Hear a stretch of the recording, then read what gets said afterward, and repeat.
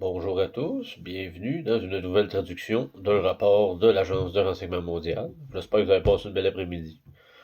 Sur ce, on va regarder le rapport que je vais vous traduire et que je vais vous lire.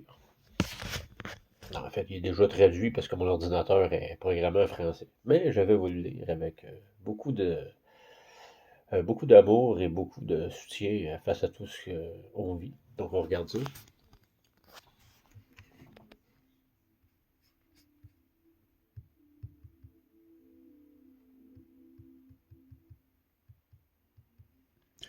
Je tiens à préciser que ce rapport date a été fait le 3 avril 2023, mais c'est des rapports qui sont très importants. Oui, c'est un court rapport, donc on va prendre le temps de voir les images comme il faut. On remonte ça, parfait. Bien entendu, le lien de ça va être mis dans les commentaires de la vidéo.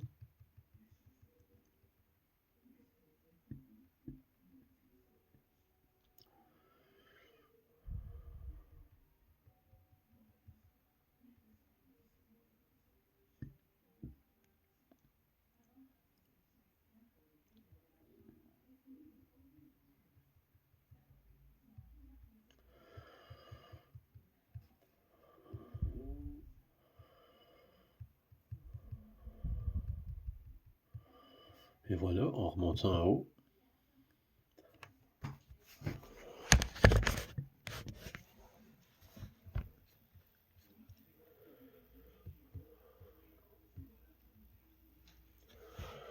Ah, c'est parti.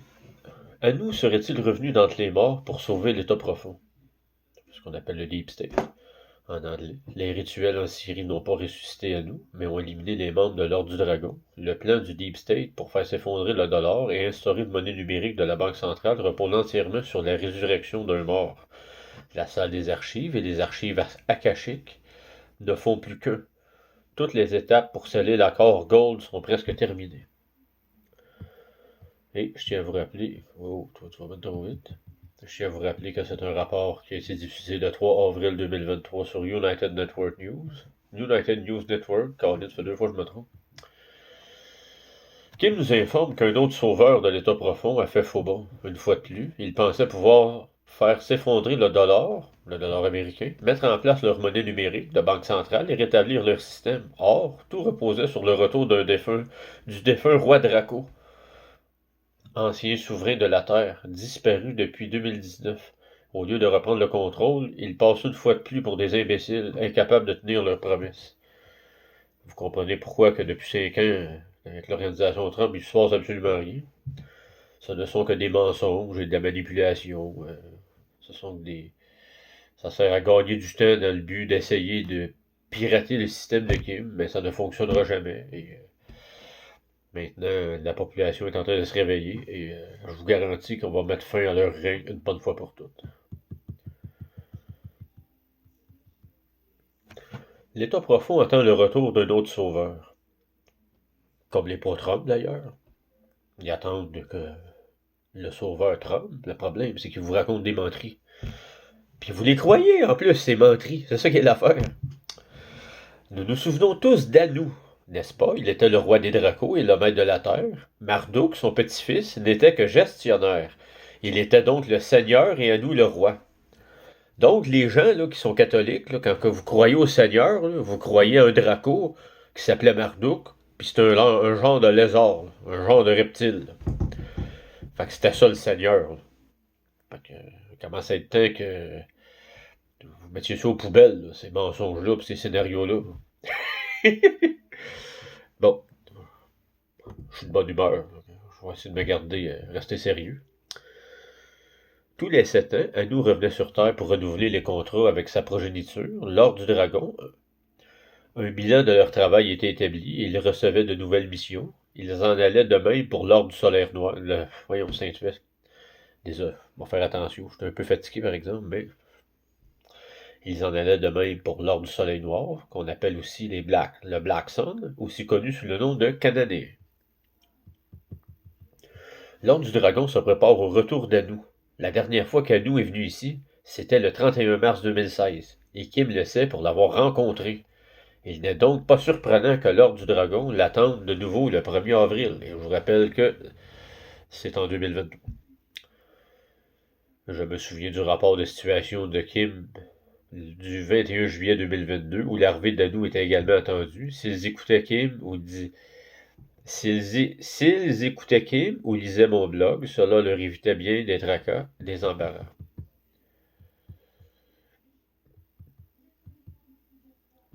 Qu'ont-ils fait pour réparer... Non, pas en tout. Qu'ont-ils fait pour préparer la venue d'Anou? Ils se sont rendus en Syrie, car il semblerait que ce soit le portail par lequel il apparaît. Ils accomplissent ensuite des rituels selon un ordre et une structure précis, et bien sûr, un sacrifice est toujours offert pour le faire passer. À 0h34, donc à minuit 34, heure syrienne, ils pensaient entrer dans la période de son arrivée, et ont donc demandé à la Syrie de bombarder Israël à minuit 35 sur une ville appelée Olon. Note, je pense qu'il s'agit de la ville mentionnée par Kim. Il me semblait qu'elle disait Olon, mais je n'ai pas trouvé cette information, donc ça doit être ça. Cette ville est au sud de Tel Aviv. D'ailleurs, je vais vous montrer la photo encore une fois, bien entendu. Puis c'est un petit rapport, donc on a du temps en masse là.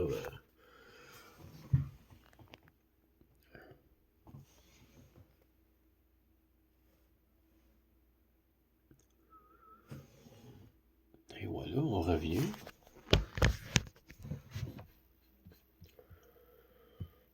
Ce graphique est intéressant.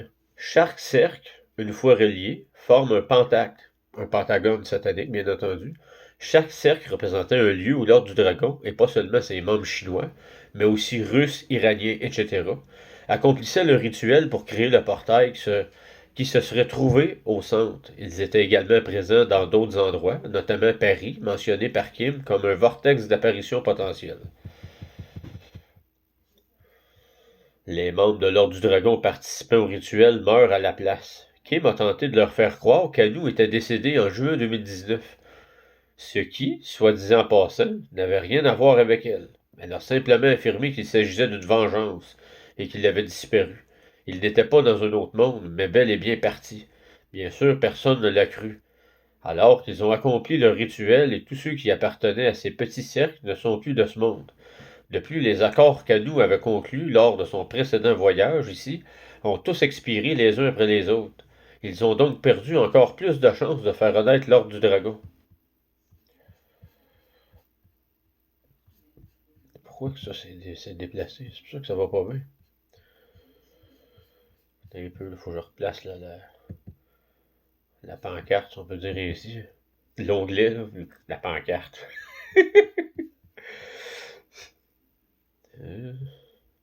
Bon, ok. Désolé de ce petit délai.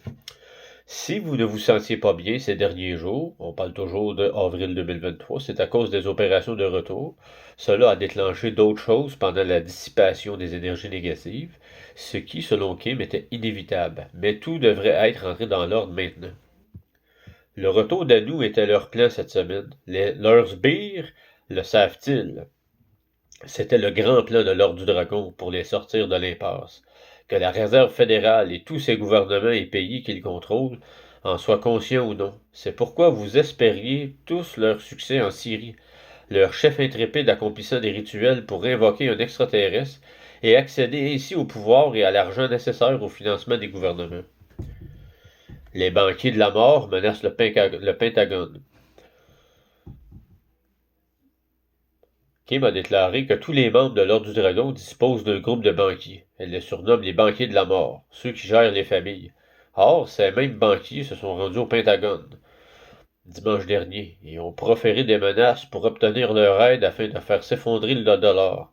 Une altercation a éclaté et le bureau de Kim les a contactés pour leur signifier qu'ils n'en avaient pas les moyens et que, même s'ils en avaient la possibilité, cela n'atteindrait pas leurs objectifs.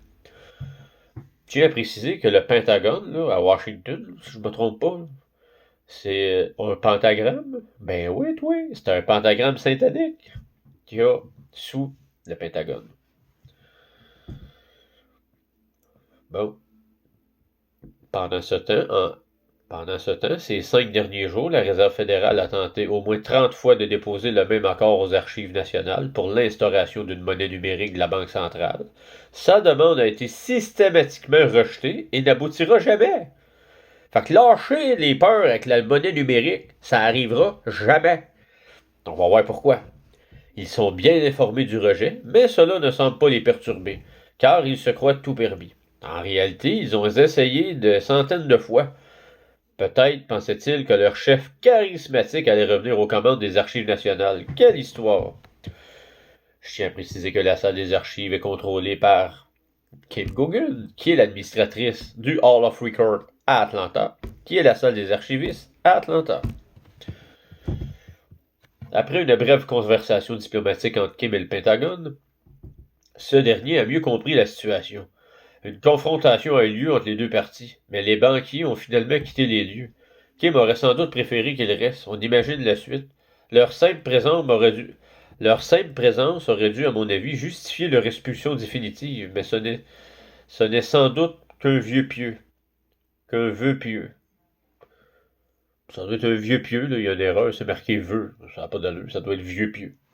C'est pas grave, on continue. Le Pentagone a donc fermement pris position et il ne contribuera pas à l'effondrement du dollar. Voilà qui est bien, pour une fois, mais tiendra-t-il le cap? J'en doute. Les hypothèses erronées de l'État profond. Ils pensent qu'en cas d'effondrement du dollar américain, les pays seront contraints d'utiliser la monnaie numérique de la Banque centrale. Or, celle-ci devait tout de même disposer de numéros d'allocation et passer par le système monétaire intégré clé, qui est le KIMS. Quelle drôle de coïncidence! Le nouveau système, il y a le nom de Kim. Parce que c'est elle qui l'a construit, bien entendu. De nombreux pays censés l'adopter, la monnaie numérique, n'ont toujours pas accès à l'électricité dans de nombreuses régions. Par conséquent, cela n'arrivera toujours pas. Que font-ils? 3. Ils ne disposent même pas de l'infrastructure nécessaire à la mise en œuvre d'une monnaie numérique de banque centrale, sous quelque forme que ce soit. Ils ne possèdent aucun programme informatique, ni ordinateur quantique, contrairement à ce qu'ils prétendent, pour gérer les monnaies mondiales. Ils ont toujours utilisé un autre système quantique qui n'était pas le leur. Ils étaient autorisés à l'utiliser par accord. Mais cet accord a expiré il y a 10 ans. Donc en 2013, l'accord a expiré. La seule prolongation qu'ils ont obtenue l'a été de Kim pour 10 ans. Et nous en avons parlé l'année dernière. Mais elle aussi, elle a expiré. Donc ils en ont plus. Ils n'ont plus de système, ils n'ont plus accès au système, puis ils n'auront plus jamais accès au système. Donc, les monnaies numériques, c'est mort et enterré. Si vous entendez ça dans les médias, c'est de la propagande, ça n'arrivera jamais. L'effondrement du dollar devait donc précéder la mise en place d'une monnaie numérique. La principale devise utilisée pour les échanges serait le yuan, la monnaie chinoise. Mais voilà le hic, selon Kim, la Chine a courtisé l'Arabie Saoudite. Excusez, désolé, je reprends ça. La Chine a courtisé l'Arabie Saoudite pour qu'elle utilise le yuan chinois comme monnaie d'échange du rial saoudien. On s'en souvient de ça, je m'en souviens très bien. Elle a également entrepris des démarches en ce sens auprès de la Russie et discute actuellement avec le Brésil. Elle cherche à imposer sa monnaie partout dans le monde, mais elle ne peut pas émettre de nouvelles allocations de yuan chinois en contrepartie de ses contrats de production. En effet, elle n'a pas la possibilité d'émettre des numéros d'allocation pour la monnaie numérique ou physique, ni pour aucune autre forme de monnaie en yuan. Par conséquent, elle est toujours aussi paralysée que les États-Unis sont actuellement avec le dollar. Chine, yuan, échange avec le rial saoudien. Russie, Brésil, ça mène où? Ça mène aux BRICS. On va voir si je connais bien mes dossiers. Ouais, s'ils parlent des BRICS là-dedans. On dirait qu'ils ont misé sur un seul cheval. Ils s'attendaient au retour de l'extraterrestre à nous ce week-end. Alors ils ont signé tous les contrats de production avec le Brésil, l'Arabie Saoudite et les Russes, pensant ainsi sécuriser leur argent. Ils ont ensuite mobilisé la NSA pour tenter de récupérer un système capable de gérer tout cela. Raté. Que vont faire ces génies maintenant? Ils ont fait des promesses à de nombreux pays, impliquant le partage des profits des contrats de production. Et ils ont corrompu les fonctionnaires du monde entier. Ils ont obtenu l'accord du Trésor américain pour laisser le dollar s'effondrer. Ils ont également convaincu la Réserve fédérale qui ne souhaitait rien de tel. Ils bénéficient manifestement du soutien de la Fed, excusez, puisqu'ils sont les mêmes que l'État profond chinois. Powell reçoit depuis longtemps des ordres directement de leur part, et non du gouvernement américain. Yellen est dans le même cas. Ils ont ensuite tenté de convaincre le Pentagone, et Kim est presque certain que tout le gouvernement s'attendait lui aussi à un effondrement du dollar. Encore un échec de l'État profond mondial. Croyez-vous qu'ils comprendront un jour qu'il est imprudent de faire des promesses sans être sûr de pouvoir les tenir? Non, même si le Pentagone avait accepté de les aider, ça n'aurait mené à rien. C'était un cercle vicieux, un fiasco total, fondé uniquement sur l'espoir de les adeptes du rituel de l'Ordre du Dragon réussissent. Fondé uniquement sur l'espoir que les adeptes du rituel de l'Ordre du Dragon réussissent. Tous les pays qui s'attendent à de l'argent aujourd'hui, savaient-ils quel était leur plan? Probablement pas. Oui, c'est ce qu'on leur a dit. Sans doute que c'était un jour spécial. La guématrie de ce jour le disait. Mais ça ne marchera plus jamais comme ça. Sonny a demandé à Kim qui était il, qui tirait les ficelles maintenant. Kim a dit que les familles de l'Ordre du Dragon sont toujours présentes et qu'il ne reste plus que les jeunes générations, c'est-à-dire les personnes âgées de 30 à 50 ans. Ces personnes tentent d'appliquer un plan dont ils ignorent tout. Aucune d'entre elles ne le connaît. Pourquoi, ni le comment. Elles doivent cependant posséder une sorte de manuel ou d'instruction qui circule, car elles savent qu'elles doivent se rendre à certains endroits à des dates précises, etc. Mais quant au pourquoi et au comment, elles n'ont aucune idée du fonctionnement de l'organisation. Pour elles, tout se présentait simplement quand elles le souhaitaient ou en avaient besoin, car elles étaient les élus et les élites. C'est ça. Et puis, il y a les autres lignées, les Cananéens, dont sont issus vos jésuites. L'accord de lignée cananéenne, vieux d'environ 5000 ans, a récemment expiré. L'ordre des jésuites ne bénéficie plus d'aucun traitement de faveur nulle part dans le monde. Il n'a plus aucun pouvoir. Pourtant, ses membres se considèrent comme des élus, car ils descendent de Caïn, donc, en fin de compte, de Lucifer. Notre camp poursuit la mise en œuvre du plan de restauration. Quant à l'humanité, nous devons sécuriser nos propres contrats de production dans nos pays respectifs, y compris les États-Unis. En réalité, c'est particulièrement important pour les États-Unis, et cela doit se faire très rapidement. Plus les pays commenceront à commercer dans leurs propres devises et matières premières, plus vite le dollar chutera. Mais nous devons agir. Personne ne viendra vous sauver. Nous allons donc... Déjà, je suis fatigué. Je vais reprendre ça. Nous allons devoir faire le nécessaire, conclure ces contrats et soutenir le dollar, qu'il soit adossé à l'or ou non. Toutes les étapes nécessaires à la conclusion de l'accord Gold sont en voie d'achèvement. Ainsi, comme les psychopathes étaient déterminés à ressusciter le roi Draco, à nous, et tout ce que cela impliquerait, Kim et son équipe ont dû se déplacer constamment, car leurs agissements provoquaient des perturbations. C'est pourquoi vous avez pu ressentir un malaise, une sensation d'épuisement ou des nausées. Nous sommes encore en train d'éliminer tous les vestiges de cette situation. Une fois toutes les étapes franchies, nous pourrons alors sceller le tout avec l'accord Gold. Nous observons également une manipulation du rythme horaire, si je ne me trompe pas, ainsi que l'activation de dispositifs de sécurité, la présence d'essence à tous les niveaux de l'aide, tant mental que physique. Il semble parfois que le temps s'accélère et ralentisse, car nous nous affranchissons du temps artificiel. Il s'est passé plusieurs choses aujourd'hui concernant l'expiration des contrats d'Anou et certains pactes des anges déchus, qui leur conféraient le droit d'être des gardiens des ténèbres pour rétablir l'équilibre. C'est pourquoi nous avons procédé ici. Nous avions des gardiens de la lumière et des gardiens des ténèbres. On comprend que l'organisation Trump sont du côté des gardiens des ténèbres et Kim est du côté des gardiens de la lumière.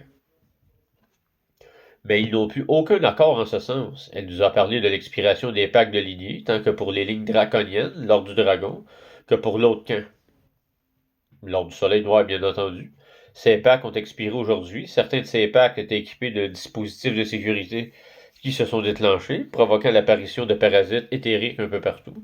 Kim et son équipe se sont donc lancés dans une course contre la montre pour désactiver ces dispositifs, car ils ignorent tout simplement à quoi s'attendre. Ce n'est pas comme si on vous annonçait un dysfonctionnement de la synthèse protéique de vos gènes d'horloge biologique. Je n'ai pas bien compris, mais je le mentionne quand même. Je me demande si les accords de lignée qui ont expiré aujourd'hui sont liés à l'accord du règne des lignées dont elle nous a parlé dans son rapport du 20 février 2023. Il y a tellement d'accords, mais ils semblent liés. Peut-être s'agit-il de niveaux supplémentaires de cet accord. La salle des archives et les archives ASC. On reprend ça. La salle des archives et les archives akashiques ne font plus qu'un. Sony a demandé à Kim si elle devait... Non, on reprend ça encore une fois. Sony a demandé à Kim si elles avaient... Hey, tabarouette, je suis brûlé raide, mais c'est pas grave. On reprend ça. Jamais 203 qu'on dit. Sony a demandé à Kim si elle avait Elle savait quel accord elle expirait. Kim a répondu qu'elle ne recevait généralement pas de notification d'expiration avant que l'accord n'ait expiré. Parfois, elle reçoit une indication qu'un accord est sur le point d'expirer ou expire le jour même. Et une fois qu'elle a cette information, elle demande d'accord. De quoi s'agit-il? Ensuite, elle recherche les mots-clés pour trouver l'information. Il y a des milliards d'années terrestres d'informations au sujet. La salle des archives contient des accords collectifs, tandis que les archives akashiques constituent votre salle des archives individuelles. Cependant, la salle des archives et les archives akashiques ne font plus qu'un, car vous êtes souverain de vous-même et vous conclurez d'autres accords avec d'autres souverains. Ces accords seront inscrits dans vos archives personnelles, mais aussi dans vos archives collectives, comme la Terre le fera. Le plan de restauration est l'un de ces accords pour lesquels nous nous engageons tous à restaurer la planète. Il s'agit d'un accord entre vous personnellement et la Terre elle-même, mais aussi entre nous, en tant que communauté terrestre. L'extrait ci-dessous provient du glossaire de l'ascension de Lisa René. Les archives akashiques. Ce terme de référence on reprend ça. Ce terme de référence rapide désigne la matrice universelle de mémoire cellulaire qui contient l'enregistrement de chaque expérience et permutation de conscience possible au sein de notre matrice temporelle universelle à 15 dimensions. De nombreux guérisseurs utilisent ce terme pour désigner une étape de nettoyage de la mémoire de l'âme dans le champ de mémoire Akasha. Les archives akashiques ou Akasha font référence au nom de notre système universel de code divin, qui porte en lui toutes les fréquences et tous les codages ayant créé notre univers. Les gardiens appellent ce système universel Ekkasha, E-C-K-A-S-H-A, Ekkasha, ou système universel Eka. Akasha est une terminologie plus courante, que beaucoup d'entre nous connaissent déjà, et qui désigne la même chose. Lors d'un travail de libération émotionnelle, nous affirmons souvent avec la puissance de notre souveraineté personnelle que nous libérons ou dissolvons l'effet traumatique de ce schéma sur notre enregistrement karmique spirituel. Ainsi, nous effaçons ce schéma de nos archives akashiques. Nous affirmons alors que nous commandons sa suppression de l'enregistrement de son existence dans notre champ éthérique holographique à travers le temps et l'espace. À l'échelle planétaire et solaire, la salle des archives sont des conduits menant à des champs de probabilité sphériques que l'on peut traverser. Si on est capable de franchir la porte des étoiles et observer l'existence partout et à chaque instant, elles sont comme des salles de cinéma immersives. De nombreux textes sacrés anciens font référence aux archives akashiques, aux salles des archives ou aux livres éternels de la vie. Les archives akashiques émanent de la substance primordiale de la source divine éternelle, projetée sous forme d'ADN et de son ensemble d'instructions, champ morphogénétique. À travers toute la création, elles contiennent la mémoire de l'ensemble du parcours de conscience au fil du temps. Ainsi, chaque idée, pensée, parole et action est enregistrée dans les archives akashiques, accessibles et interprétables à tout moment de la spirale temporelle. Chaque univers, galaxie, planète, être possède sa propre mémoire des archives akashiques. Il existe de nombreuses mémoires collectives de toutes les familles spirituelles tout au long de leur voyage temporel. Nous recevons les informations intelligentes des archives akashiques par le biais de transmissions en langage de lumière codé. Une géométrie sacrée de mots, de symboles et de glyphes, codés en lettres bleues. L'accès aux archives akashiques se fait par étapes, et très peu d'êtres sur Terre possèdent actuellement la pureté nécessaire pour accéder au plan spirituel au-delà de la seconde densité. Excusez-moi. Non, c'est bien long, c'est un bout de texte. La purification est indispensable pour vivre selon les normes éthiques supérieures à la moralité spirituelle, et il est impossible que la représentation fidèle de l'akasha soit transmise par un être animé par une motivation purement égoïste, des désirs négatifs de l'ego ou d'un désir de se servir de soi. Cette orientation se manifeste par un accès partiel ou une vision déformée des archives historiques ou des archives de l'âme, sous le couvert de la perspective biaisée de l'ego ou de son jugement ou de son jugement des circonstances. Je tiens à préciser que c'est un texte de Lisa René, ce n'est pas Kim qui parle. Animé d'une motivation pure, ancrée dans le cœur et portée par une pièce sacrée et respectueuse envers la vie, il est possible de demander l'accès à ses propres archives akashiques afin de visualiser d'autres identités, histoires, schémas et problématiques liées à d'autres vies antérieures qui ont pu s'imprimer dans la vie actuelle. Cela peut s'avérer très utile pour libérer les schémas douloureux enfouis dans la mémoire de l'âme et le corps émotionnel. Rudolf Steiner a parlé de ce qu'il considérait comme son expérience directe des archives akashiques, parfois appelée chronique akashique, perçue comme une chronique spirituelle de l'histoire, de la préhistoire et de l'avenir du monde et de l'humanité. Dans plusieurs ouvrages, Steiner a décrit un chemin de développement intérieur. Selon lui, il permettait à chacun d'atteindre des expériences spirituelles comparables. Une vision saine peut être développée, en partie par la pratique rigoureuse d'une autodiscipline éthique et cognitive, de la concentration et de la méditation. En particulier, le développement moral d'une personne doit précéder le développement de ses facultés spirituelles. Bon, enfin, j'ai fini ce petit bout de texte-là. Conclusion, beaucoup de choses changent. C'est la restauration. Kim espère que d'ici la fin de la journée, toutes les démarches nécessaires pour satisfaire aux exigences de l'accord Gold, déclaration du donateur de vie, seront terminées.